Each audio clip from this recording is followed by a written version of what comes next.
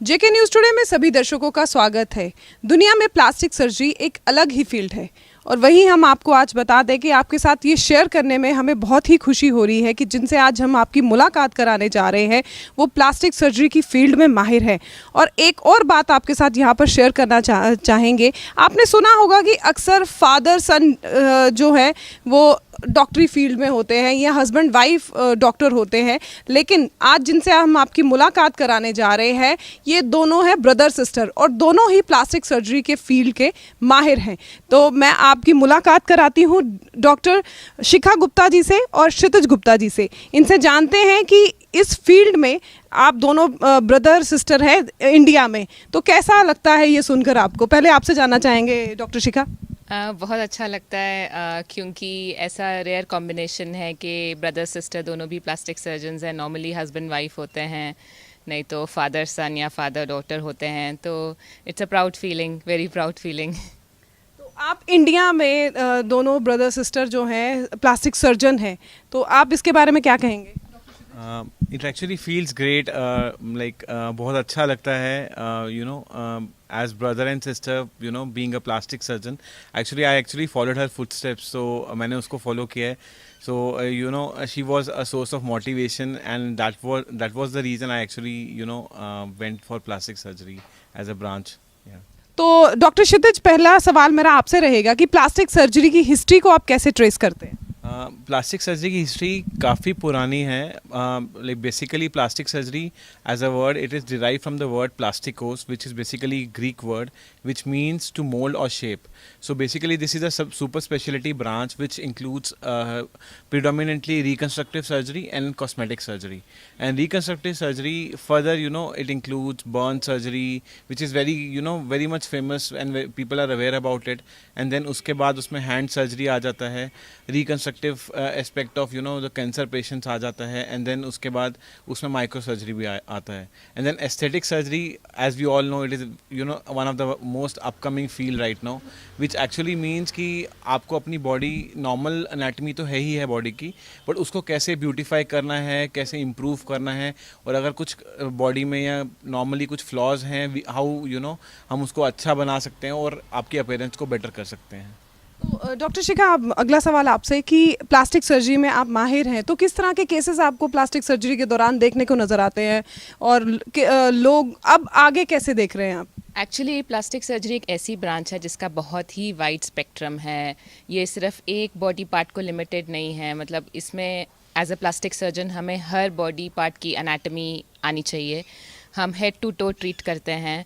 इसमें एक एज क्षितिज ने बोला, एक रिकन्स्ट्रक्टिव सर्जरी होती है और एक एस्थेटिक सर्जरी होती है. तो रिकन्स्ट्रक्टिव सर्जरी में हम फर्स्ट ऑफ ऑल आता है बर्न सर्जरी. तो जो अक्यूट बर्न्स होते हैं या क्रॉनिक बर्न्स होते हैं उसको हम लोग मैनेज करते हैं. फिर नेक्स्ट आता है ट्रॉमा पेशेंट्स, जिनको हैंड ट्रॉमा हुआ है या नर्व इंजरीज़ हुए हैं, भले ही हाथ में, पैर में, कहीं पर भी, वो हम देखते हैं.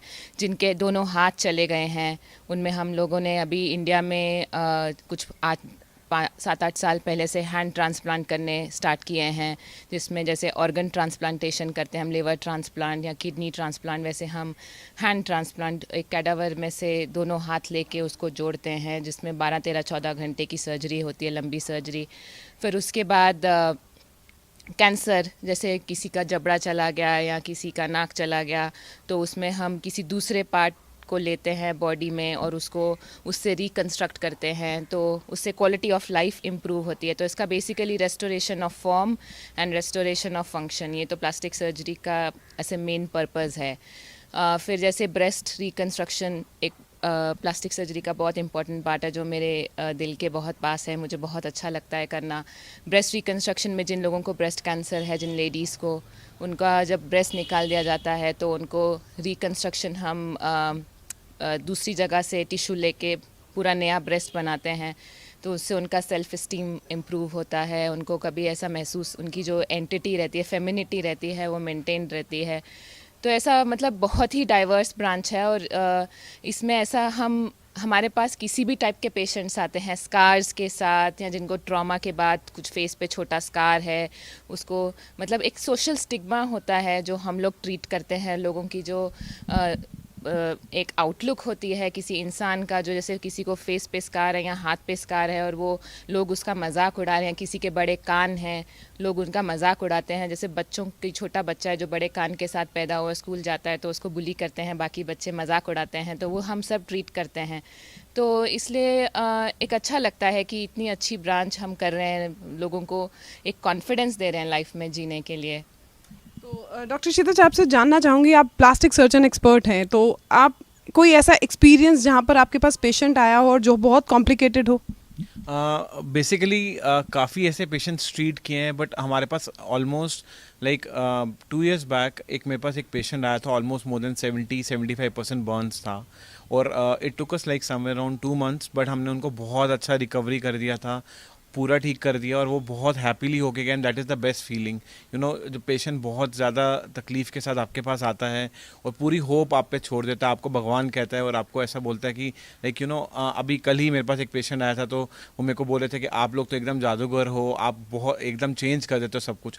सो बेसिकली मेन एम हमारी ब्रांच का यही है कि आपकी जो जितनी भी कोई बॉडी में तकलीफ़ें हैं, चाहे वो ट्रॉमा से हों, चाहे वो बाय बर्थ हों, या चाहे आपको फर्दर आपको अपने आप को ब्यूटीफाई करना है, हम हर तरीके की चीज़ को कर सकते हैं from head to toe, you know, barring any branch, barring any you know, all sort of people, from poorest to richest people, everyone can go ahead with this, you know, all sort of procedures with us.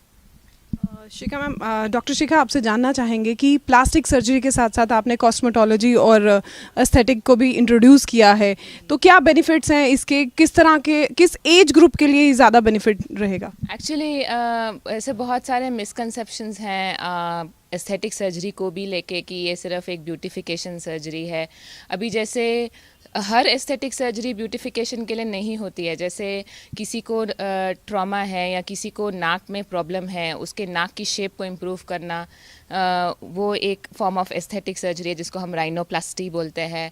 फिर उसके बाद जैसे हम old age के साथ face की sagging होती है, हर इंसान को एक हक है कि वो लाइफ में अच्छे से जिए, और जितनी देर तक जितनी देर तक वो अलाइव है उसको अच्छे से सोशलाइज करने का एक हक है। तो ऑब्वियसली हम लोग फेस लिफ्ट करते हैं, या जो लोअर आईलिड पे बैग्स होते हैं एज के हिसाब से उसको करेक्ट करते हैं।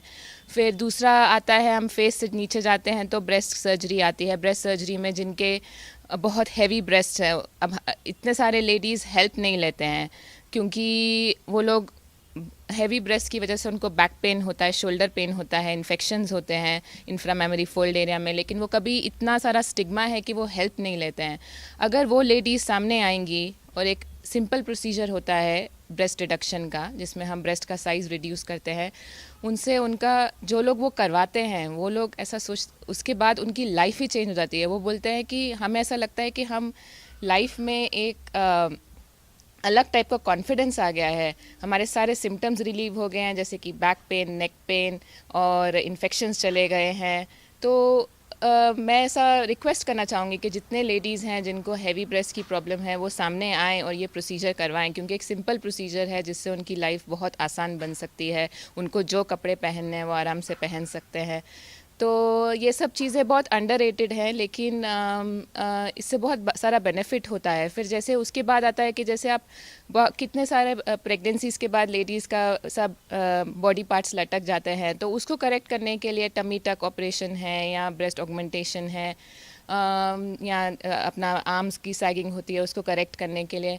तो वो सब प्रोसीजर से ऑब्वियसली उनका क्वालिटी ऑफ लाइफ इम्प्रूव होती है। अभी इतने सारे लोग तो आजकल बच्चा करना नहीं चाहते, बोलते हैं हमारा फिगर ख़राब हो जाएगा, तो वो फिगर को हम करेक्ट कर सकते हैं। It doesn't mean that you don't have kids.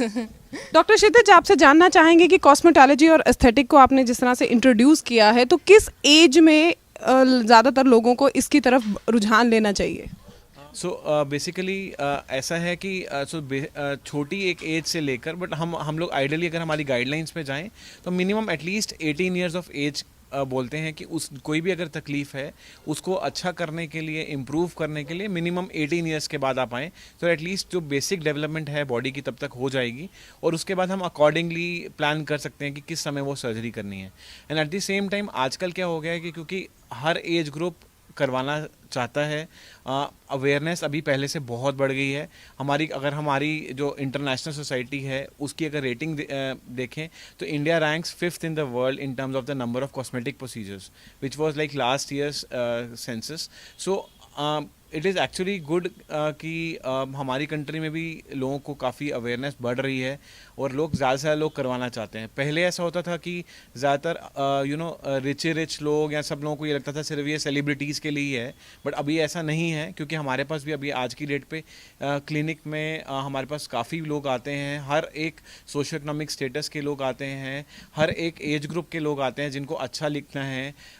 Even पहले हमारे यहाँ पर ऐसा था कि जब बड़े लोग हो गए more than 55 years age group के ऊपर के लोग कुछ प्रोसीजर्स नहीं करवा रहे थे, बट अभी काफ़ी लोग अच्छा दिखना चाहते हैं।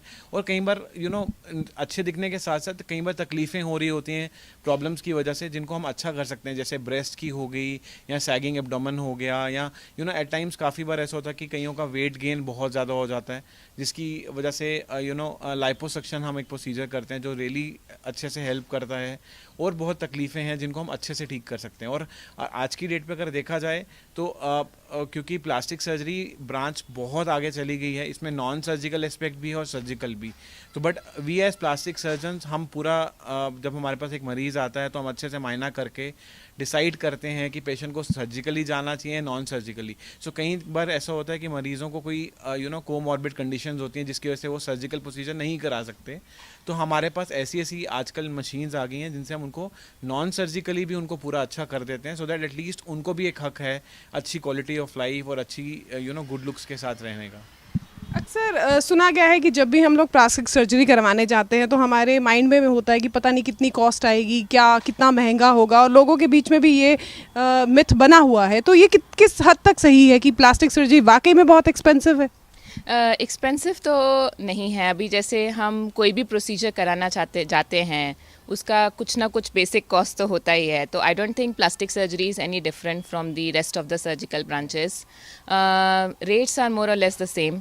एंड इस डिफरेंस क्या है कि अगर किसी को न्यूरोसर्जिकल प्रॉब्लम है या हार्ट की प्रॉब्लम है तो that is for life saving. ये ऐसा है कि आप खुद से ये प्रोसीजर ले रहे हैं आपको अच्छा दिखने के लिए, आपको अच्छा बनाने के लिए। ये सिर्फ एस्थेटिक सर्जरी की बात कर रही हूँ मैं। तो मतलब it is not necessary and you are doing it for your quality of life, तो improving your quality of life. तो इसमें आई डोंट थिंक कि ऐसा मिथ है कि प्लास्टिक सर्जिकल प्रोसीजर्स एक्सपेंसिव होते हैं, ऐसा नहीं है। इनका प्राइस ऑलमोस्ट सेम रहता है जैसे बाकी सारे ब्रांचेस का रहता है। सिर्फ डिफरेंस वही है कि हम लोग खुद से ये करवाना चाह रहे हैं और बाकी सब प्रोसीजर्स तो हमें बीमारी होती है इसलिए हम करवाने चाहते हैं। तो इसी वजह से हमें फील होता है कि हम अच्छा दिखने के लिए या कोई पर्टिकुलर चीज़ के लिए, क्योंकि हमें कोई तकलीफ नहीं है, हम सिर्फ अपनी बॉडी को इम्प्रोवाइज़ करने के लिए सर्जरी करवा ले, तो इसलिए उनको फील होता है। But at the same time पहले बहुत ज़्यादा एक नोशन था कि प्लास्टिक सर्जरी बहुत एक्सपेंसिव है, अनअफोर्डेबल है। It's not at all like that. It is always on the surgeon and the doctor की वही पर्टिकुलर सर्जरी की चार्जेस क्या हैं। And it is very genuine. हमारी पैन इंडिया हमारे सब कोलीग्स हैं, it's as genuine and almost equal the cost of other branches and surgeries.